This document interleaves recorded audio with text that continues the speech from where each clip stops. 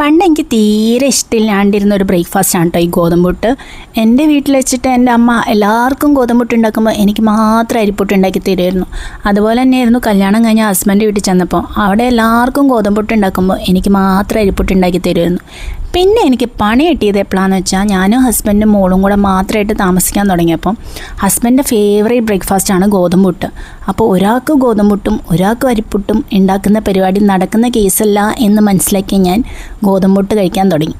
ഗോതമ്പ് പുട്ടുണ്ടാക്കുമ്പോൾ എല്ലാവരുടെ ഒരു മെയിൻ പ്രശ്നമാണ് കേട്ടോ വെള്ളം കൂടിയിട്ട് കട്ട കുത്തി വരാമെന്നുള്ളത്. പക്ഷെ നമ്മൾ നനയ്ക്കുമ്പോൾ കുറച്ച് വെള്ളം ഒഴിച്ച് പാകത്തിന് നനച്ചെടുത്ത് ഇതുപോലെ മിക്സിയുടെ ജാറിൽ അടിച്ചെടുക്കാമെങ്കിൽ നല്ല സോഫ്റ്റായിട്ട് നമുക്ക് പുട്ടിൻ്റെ പൊടി കിട്ടും. നമ്മുടെ അരിപ്പുട്ട് ഉണ്ടാക്കണ പോലെ തന്നെ നല്ല സോഫ്റ്റായിട്ട് നമുക്ക് ഗോതമ്പ് പുട്ടും ഉണ്ടാക്കാം കേട്ടോ.